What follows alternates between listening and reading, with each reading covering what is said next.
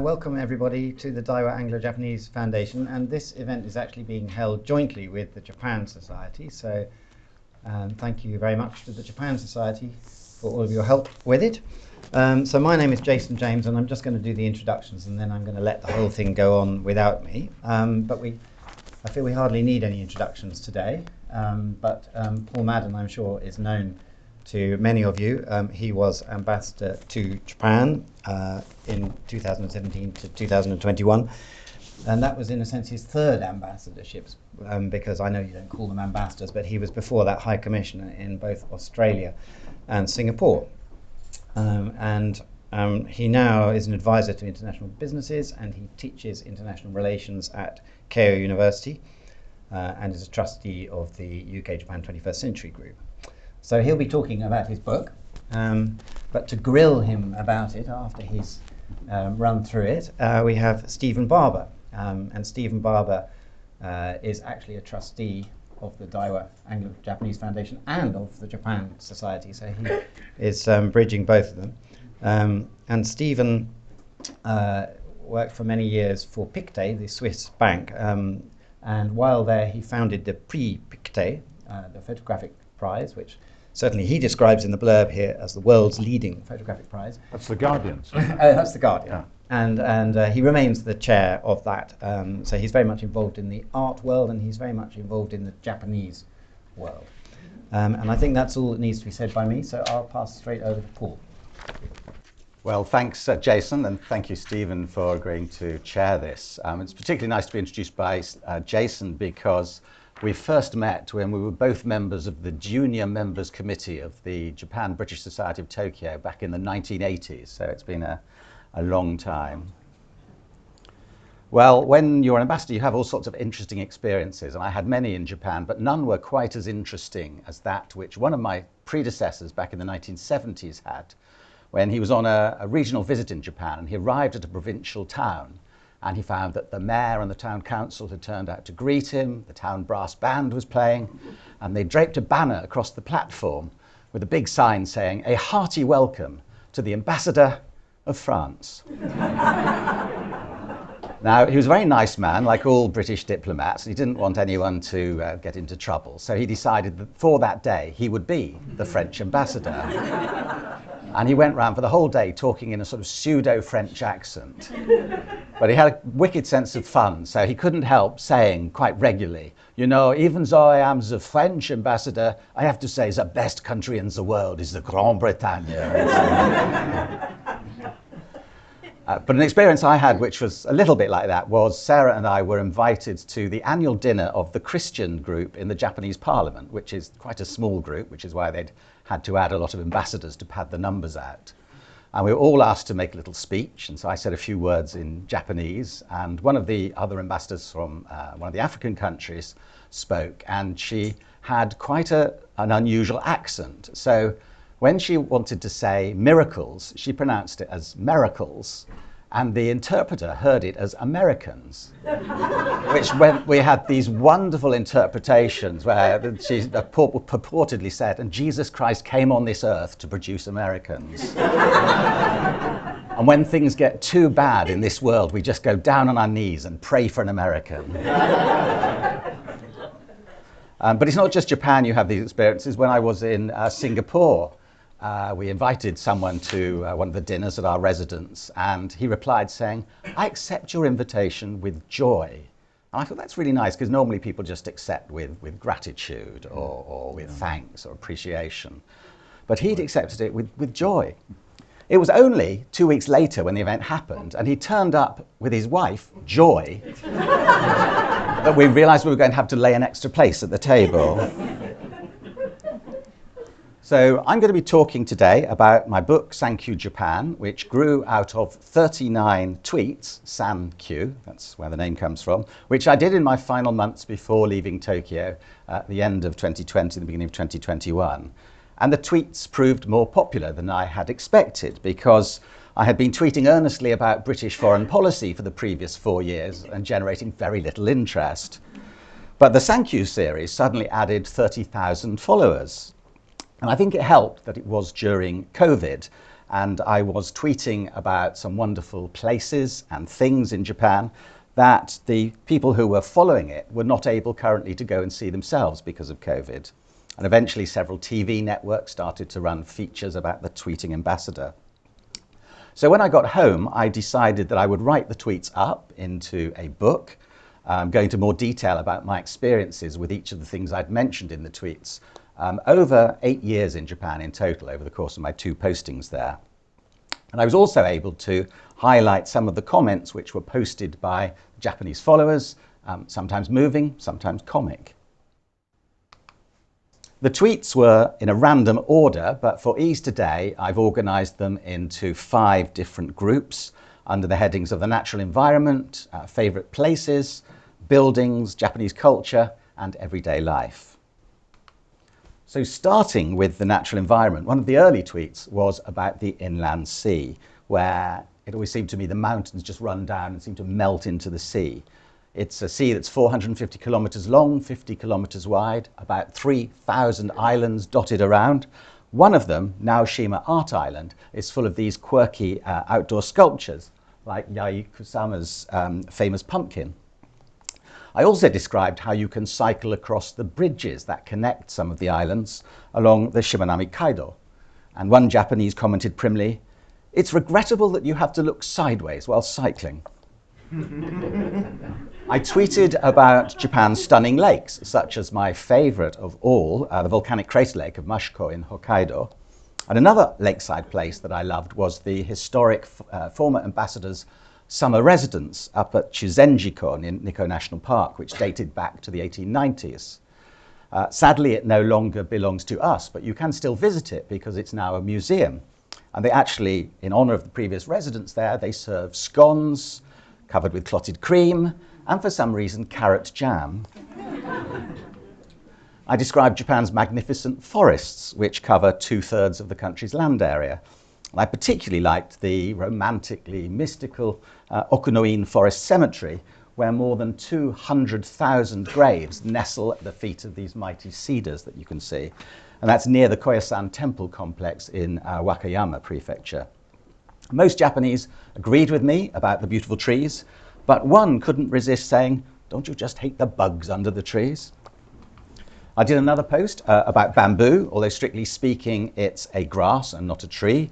And you may know that Japan has some moso bamboo, which are capable of growing at the rate of 1 meter a day. I featured the grove at my favorite Kamakura temple, which is called Hokokuji. And a lot of the comments actually were less focused on the aesthetics of bamboo and more on the joys of eating it. I mentioned Japan's most beautiful seasons, particularly spring with its sakura cherry blossoms. I used to have to host about 5 hanami, cherry blossom viewing parties, every spring at the embassy because we had really beautiful cherry blossoms in our residence garden, as you can see here. It was always very difficult to get the timing right. And just across the road from us was the Imperial Palace moat at Chitorigafuchi, which was one of the most famous viewing spots in Tokyo. One person commented, "Japan cannot be talked about without cherry blossoms," and I sort of know what they mean. But actually, I think I prefer autumn with its momiji red maple leaves and also the golden leaves of the ginkgo trees, because I find that the colours of a Japanese autumn are so much more vivid than those of a British autumn. And also the autumn leaves last rather longer than the cherry blossoms, which can go after one heavy downpour. And for my very last tweet at the end of the series, I challenged followers to guess what I was going to finish with. And actually, most of them were able to guess correctly that I would finish with Mount Fuji, the majestic symbol of Japan. As one follower put it, standing with its head above the clouds, listening to the thunder. And I think my descriptions of specific favourite places in Japan struck a particular chord because this was COVID and people weren't able to travel themselves. So, of course, I talked about Kyoto, the ancient capital for some 1,000 years, a repository of many of the great treasures of Japanese culture, the shrines, temples, palaces, and the arts and crafts which sustain them. Usually massively crowded, but during COVID, we had the privilege of visiting almost empty of tourists. I admitted in the tweet that I preferred the silver temple, Ginkakuji, which is seen here, to the more famous and brash competitor, the gold temple, or Kinkakuji. And someone congratulated me on this choice, saying that I feel you really understand the goodness of Japan. I tweeted about Kamakura, another former capital where I'd spent a year learning Japanese as a young diplomat in the 1980s. And I described the welcome you always feel from its famous Dai Butsu, which is not a Welshman, but a 13-meter high bronze big Buddha.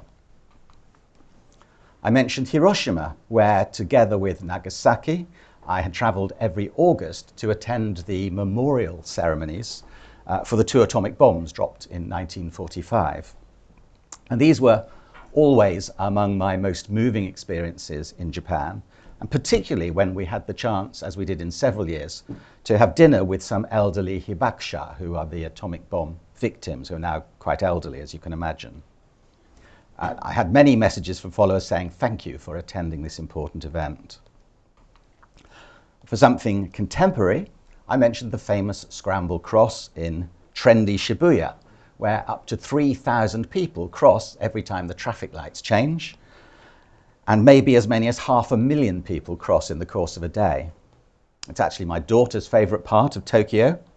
And one rural follower said, when I came up to Shibuya for the first time and saw this, I thought it was a matsuri, a festival.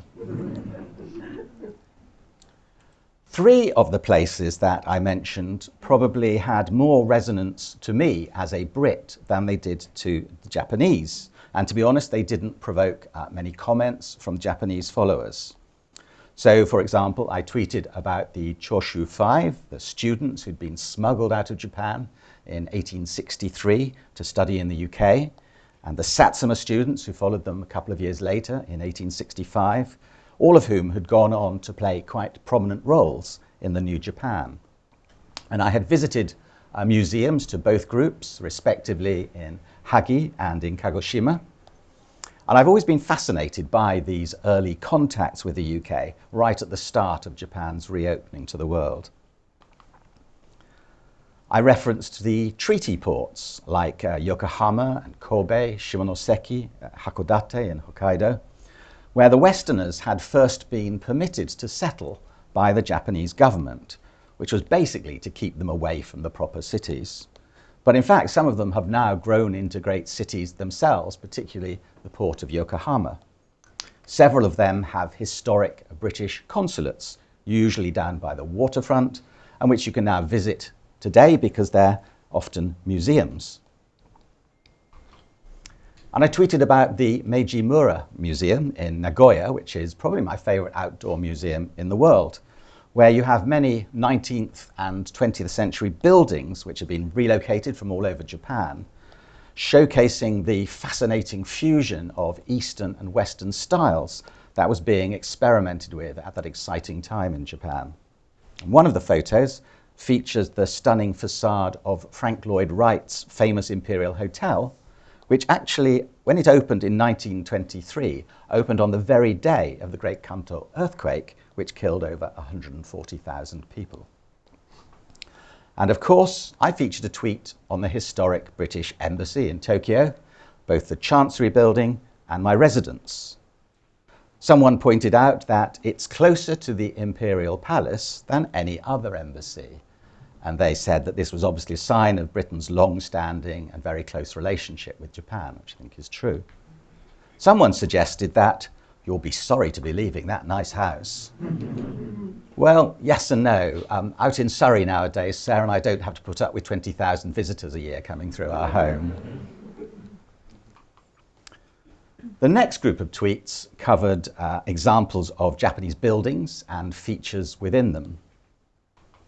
And my very first tweet, which proved to be the most popular with about 8,000 likes, was about Japanese castles. And the photo featured Kumamoto, which had been ravaged by an earthquake not long before we got to Japan, and also Matsumoto Castle, which is known as Crow Castle because of its distinctive black walls. In my tweet, I mentioned the difficulty of scrambling up steep, slippery ladders in Japanese castles, to get between the different floors, which you have to do just in your socks because you've had to take off your shoes because of the wooden floors and you're carrying your shoes in a plastic bag. Many people sympathized with this predicament. One was even kind enough to send me a link to Rakuten, which is the Japanese Amazon online website, and it was a link to special socks with rubberized soles for better grip. I did tweets on the peaceful atmosphere of Buddhist temples, using examples like Koyasan in Wakayama, and the usually very crowded, apart from during COVID, Kiyomizu-dera in Kyoto. And I used to enjoy wandering around the cemeteries which are attached to Buddhist temples, because around about 90% of Japanese funerals take place in Buddhist temples. There are about 80,000 temples in Japan nowadays, but there used to be a lot more, because up to 40,000 were destroyed during the Meiji era when they were trying to promote the indigenous Shinto religion. I described the giant Mon gates, both overwhelming and welcoming at the same time. And when you're starting to study something in Japan, the introductory book is often called New Mon, because you're literally entering the gate of a new domain of study. I talked about Bonsho Buddhist temple bells in their shoro raised towers. And if no one was watching, I found it hard to resist the temptation to have a go at sounding one by hitting it with a wooden beam suspended from the outside. And it's quite different from the Western bell, where you have a clapper inside it. And some of these temple bells that you see can date back 1,200 years, seriously old. Although, in fact, it turns out that only about 10% of the ones you see nowadays are original, because most were melted down for war material back in the 1940s. I tweeted about Shinto shrines, the Jingu and the Jinja, with this photo of Nikko Grand Shrine. There are over 100,000 Shinto shrines in Japan. I love the fact that when you read the ema, which are the little wooden plaques expressing people's prayers, you realize how people and their aspirations are pretty much the same the world over, because they tend to say things like, please let me pass my exam, or let me find a boyfriend or a girlfriend, or let me get that new job, or please keep my children healthy. And my visiting sister-in-law, who didn't know what they were, liked the look of them so much she picked one up and took it to the counter and tried to buy it. I tweeted about Tori, the distinctive shaped gate at the entrance to a Shinto shrine. One of the photos was of the seemingly floating Tori at Miyajima, which is one of Japan's 3 great views. And another was the multitude of Tori which go up the mountain at the Fushimi Inari Shrine in Kyoto. One person commented that the familiar deep vermilion red, which is known as shuiro, is, quote, a Japanese colour. It's a sacred colour to us. And I admired Japan's distinctive walls, like the massive dry stone ones that you find at castles, which are used because they can withstand earthquakes and typhoons better than walls which have mortar in them. But I also liked the more intimate, whitewashed wattle and daub ones with the cylindrical Kawara tiles on the top, as featured in this photo from Hirado, which is an island in Nagasaki Prefecture. And it's actually an island where William Adams once lived, and where many hidden Christians persisted for long centuries after Christianity had been banned by the first Tokugawa shogun. And I tweeted about bridges, from the classical curved Guzei red bridges, which Monet loved to copy, to the ancient stone Meganebashi Bridge in Nagasaki that looks like a pair of spectacles with the reflection. And you may have seen a series of woodblock prints by Hokusai called, rather accurately, Views of Bridges in Various Provinces. It's not quite as famous as some of his other collections, but well worth a look at.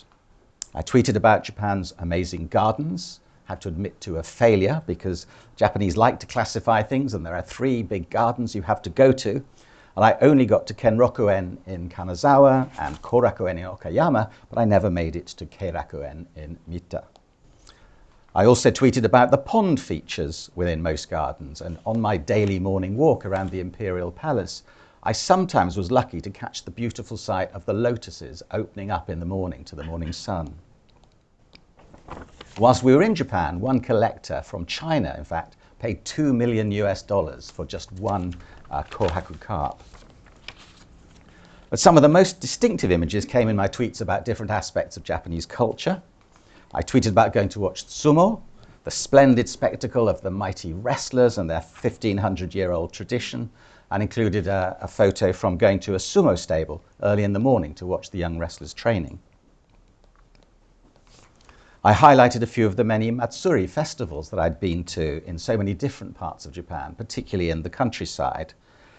And these two festivals here are actually from my adopted hometown of Otari in Nagano Prefecture, which I twinned with my hometown of Otari in Devon back in the 90s.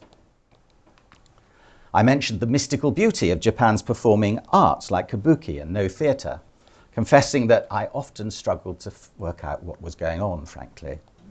Don't worry, said several people. We Japanese find it difficult too. It's enough if you can just admire it somehow. I tweeted about kimono, a picture of me with a geisha on either side, and someone said, I see you have a flower in both hands. And I found later that this was an expression a bit like when we say a rose between two thorns. I tweeted about the emperor's enthronement ceremony, which I had been privileged to attend, accompanying the king, or Prince Charles as he then was. And these only happen once in a generation, so I felt very privileged that it had happened during my time there. My final set of tweets were about different aspects of everyday life, uniquely Japanese experiences that are part of why it's so pleasurable to live there. And inevitably, quite a few were connected to food and drink. So I tweeted a photo with my family enjoying a traditional izakaya pub.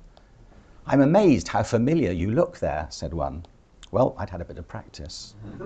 We used to enjoy going for a beer and a selection of delicious but often unhealthy fried foods. In fact, it was in a place like that I once sang karaoke with Boris Johnson. And of course, I tweeted about the pleasures of sake. One Twitter follower commented, "Be careful not to drink too much." I'm not actually sure what impression Japanese have of us, because another one said, "Many foreigners drink a lot." I talked about rice, both the beauty of the rice terraces and the taste of a bowl of rice accompanying almost every meal. Like Eskimos have lots of words for snow, the Japanese have lots of words for rice. Many Japanese can become quite emotional when thinking about rice. One described the sound of the bullfrogs in the rice field after a heavy rain. I mentioned how Japanese love eating food that is appropriate to the season, like persimmons, which I'd never come across before I went to Japan for the first time in the 1980s, but which I came to be really fond of. I tweeted about how much I enjoyed eating sushi, even though when I was invited behind the counter to try making it one time, it turned into a bit of a disaster. I mean, it tasted okay, but it looked terrible. That led on to a tweet about chopsticks. Did you know that the Japanese use 24 billion pairs of disposable bamboo chopsticks every year? That's 4 per person per week, or 13 million trees. So I moan slightly that it's a bit frustrating after having lived in Asia for more than 20 years, when people would say, "Oh, I see you can use chopsticks then." And that raised a lot of comments. So some people were just apologetic. They said, "I'm so sorry for the rudeness of my fellow countrymen." But others felt they had to compensate with praise. One said, "I can see from the photo how skillfully the ambassador is holding his chopsticks." I'm not sure you really can. I talked about kanji, the beauty of the script, and how the different readings, kunyomi and onyomi, are a bit like the way that Anglo-Saxon and Norman words are mixed up in the English language. I'd worked very hard to learn to master 2,000 kanji when I was a student, but not everyone was impressed. "Well, today's kanji are much simpler than they were before the war," said one of the followers, no doubt a rather elderly one. I tweeted about onsens, one of my favorite Japanese experiences, particularly sitting outside in Rotemboro, 40 degrees water, with snowdrops just melting in the steam above your head. And I included this picture of a macaque monkey enjoying a bath in snowy Jigokudani in Nagano Prefecture. To be honest, you wouldn't want to share a bath with them because their pre-bath washing machines leave a little to be desired, washing routines leave a bit to be desired. In fact, I've always wondered why a nation which invented this wonderfully sybaritic pastime was such a nation of workaholics. And I mentioned Seibo Byoin Hospital in Shinjuku, which was a very personal post for Sarah and me, because it's where our first son, Sebastian, was born back in 1991, one of the most special moments in our lives. Since my other two children are here as well, I should say their births were also very special moments. But they happened to be in Tooting and Carshalton beaches, were not quite as glamorous. But this drew several comments from Japanese who'd also had babies there, and one said, "The place where your child is born is an important thank you place." And I completely understood what they meant, because for me, generally, Japan is an important thank you place. So I very much enjoyed posting this series of tweets, and I enjoyed expanding on my thoughts about all these Japanese experiences. And I found that the Japanese response was quite moving at times. When I finished the tweets, I received many heartfelt messages on Twitter. Someone said, "It's bad with Corona, but thanks to these tweets, I feel like I've been on a domestic trip." Another one said, "I usually only see the bad points about Japan, but you have made me see the good ones too." And I think that probably often takes a foreigner to do that for any of us in our own countries. And finally, someone said, "Thank you for enjoying and loving Japan so much." Well, it isn't hard. There's a lot to love about Japan, as I'm sure many of you know. I'm sure, like many of our audience, I mean, there were so many resonances for me personally, because I had lived in Japan same time as you in your first spell between 87 and 92, straddling the bubble. And I think we even have, I mean, we have a few other things in common. I mean, I think we each had realized a son who was born at the Seibo Hospital in 1991 with the same doctor, the famous Dr. Sakamoto. Sakamoto, yeah. And there may even be some people here who've had children born there. But going, and so I mean, my sense is there's an extremely knowledgeable audience here. You know, some of the, the things you laughed at and nodded and so on. And I just wanted to just ask, is there anybody here who has never been to Japan? Just can you put your hand up. You see, yeah, we've got 3, 4, anyway. And how many people have actually, apart from the Japanese among you obviously, but have lived in Japan for an extended period? Well, look at that. I mean, so I'm sure, I mean, an awful lot of this is familiar, but having read the book in detail myself, I mean, it's beguiling, because it seems, you write it in a style it's very simple and clear and short, and you think, oh, well, there's not much in here, but there's an awful lot of interesting and fascinating detail you have that, I mean, even those who know Japan well are surprised at. But what I want to take you, so I was going to say, what would your advice be to someone visiting Japan for the first time? But I'm not. I think it would be. It wouldn't be. No, I think this audience would not appreciate that probably. So I just want to go back to your first encounter with Japan, and I think which was back in 1983. Yeah. And I read that you won a Japanese Foreign Ministry Essay Prize competition in '83, which I actually had done the same, but 2 years before. And I imagine you had a 2-week induction. Exactly. Yeah. Was that your first visit? Yeah. And so, what prompted you to enter that, and what were your impressions then? And that's my first question. So I entered it because actually one of my colleagues I was working with, who's a chap called Andrew Lansley, who went on to become a Conservative cabinet minister, now Lord Lansley, who is chair of the UK-Japan 21st Century Group. He had won it the year before, in fact, in the year between you and me. And he said, you have to enter this, it's fantastic, it's a great opportunity. So I did. And in turn, I recommended it to my friend the next year, who's a chap called Martin Donnelly, who went on to become the permanent secretary of the business department. So I think the Japanese chose rather well, apart from my year, of course. But I think, to be honest, I went with very few preconceptions about Japan, because although I had studied geography at university, I'd never studied anything on Japan or China or anything about Asia. We just didn't do it so much in those days. So I went not really knowing what to expect. And they laid on in the course of 2 weeks. We traveled all over the country. We had all sorts of interesting site visits and lectures. And I think I was obviously impressed by the beauty of the natural scenery that we saw, by what seemed to me to be some really unique features of Japanese culture, which were quite bewildering at the age of 23 on my first Asia trip. But also the buzz around the major cities, because even then in the early 80s, the cities like Tokyo were just extraordinary. I came from the English countryside. I'd been to university in Cambridge, which is a small market town, and I'd only spent a little time in London by then, and so seeing Tokyo was extraordinary. Now, you probably there were lectures from several professors and so on, and I distinctly remember one professor, I can't remember his name now, who talked about the contradictions of Japan.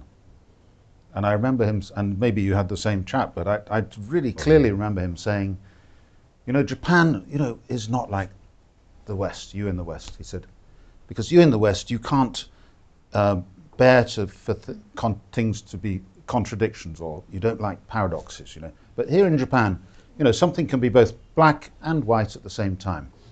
We can entertain these two ideas at the same time, and I just didn't understand what he was talking about then. But I saw in one of your chapters you talk about the paradoxical nature of many experiences in Japan. Could you say something about that? Sure. I would say that's not unique to Japan. If you've watched any of the political debates in the election, you'll know that Brits can simultaneously argue that things are black and white at the same time. But yeah, I think that's true. And if you take an example, someone once said to me that Japanese are really good at appreciating beauty, but also really good at ignoring ugliness. And what they mean by that, there are so many beautiful scenes in Japan, the natural beauty, the created beauty of Japanese gardens. But you can go to places in the countryside that have been sort of despoiled, houses just left there. And particularly in the 80s, there are houses with garish blue roofs, which didn't really fit in. And people seem to be able to separate the two in their minds. And you've also got the fact that at the same time, it's an incredibly old country and culture, but also many very new aspects. You even have the things around, for example, the role of women in society, where when I was there, the second time as ambassador, Prime Minister Abe was proudly talking about Abenomics and the role that women needed to play in the economy, given the fact that the population is declining. But I think at the time he had one female in his cabinet, so you get lots of dissonances. So now you had two main spells in Japan, 88 to 92, yeah, and 2017 to 21, half of which was the COVID era. Yeah. What were the big differences, if you like, you noticed between those two periods? Because I guess in between you weren't I'd really... been backwards and forwards, and I'd lived in Asia quite a lot of that time, right, but I hadn't been based in Japan. Yeah. So I guess the two biggest differences were, first of all, and we were both there at the same time, it was what the Japanese refer to as the bubble era, when the economy was booming. The Japanese yen had appreciated by, I don't know, about 50% against the dollar. So gold leaf on the rice, Yeah, Yes. exactly. And the Japanese were pouring overseas. Everywhere you went in the world, there were Japanese tourists. Japanese companies were snapping up companies all over the West. And there was that extraordinary buzz around it, which made people like you and me, for different reasons, flock to it at that time. When I went back, Japan was still a prosperous, comfortable, secure society, but it didn't have quite that same chaos and buzz. And for many Japanese, that was a good thing, because at that time in the 80s, people were taking on houses with a 75-year mortgage. Property was so expensive. I guess the other big difference was China. So when we were there in the 80s, no one mentioned China. It just didn't feature on people's horizons. When I was back there more recently, China had displaced Japan as the world's second largest economy. It was the big security challenge for not just Japan, but for the US and the West generally. And so people talked about China all the time. Those are probably the two biggest differences. The thing that had changed least, actually, I thought, or less than I had expected, was the role of women. I already mentioned that, but I was struck by how in our own country, and even within the organisation I worked for, the Foreign Office, the rates of participation of women in the most senior jobs had been transformed over 30 years. You know, they're still not where they should be, but they're so transformed. And in Japan, it didn't feel that had happened to anywhere near the same extent. And you travelled around both occasions. You travelled around A lot, the whole of yeah. Japan, Yeah. all 47 prefectures, maybe not twice, but I did all 47 as ambassador. I probably did a Yeah. lot of them the first time as well. Yeah. But one thing you didn't, I think, mention in your book are the sort of as you travelled around, are the empty villages. You know, Yes. can you say something about maybe in Shikoku or? Sure. So you've got two trends happening at the same time. You've got a Japanese population which is reducing by about 1 million people a year. And actually, Japanese live a very long time, so that figure is really driven by the fact that Japanese are not having babies. Well, first of all, they're not getting married, and then they're not having babies. And so that's one trend. The overall population is going down. But also, you have this flight to the major cities.